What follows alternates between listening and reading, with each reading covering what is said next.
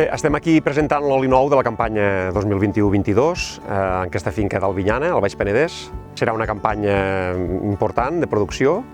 Calculem un 65% més que l'any anterior, que va ser un any de poca collita. La qualitat està sortint molt bona, hem presentat el nou oli i té l'equilibri que dona l'arbequina i que donen els nostres olis normalment, entre fruitat, amarg, picant i dolç. El primer consumidor d'aquest oli, d'aquesta producció que esperem aquest any abundant, és el mercat català, el de proximitat, però també és molt important l'exportació cada vegada més. Estem sobre el 15% de l'exportació a 4 continents.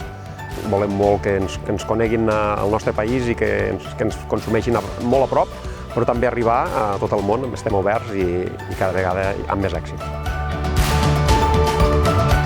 És un absolut orgull per mi ser la padrina d'aquesta nova collita, que avui hem pogut veure com queien les primeres olives, que ho hem fet amb el rasclet i ha estat apassionant perquè m'encanta poder ser avui en aquests camps tan plens de fruit i veure aquesta collita, les olives arbequines que hem fet caure, a la qual seguiré molt de prop perquè sóc la padrina d'aquesta collita 2021-22 i serà un autèntic plaer anar on vagi aquest oli, degustar-lo.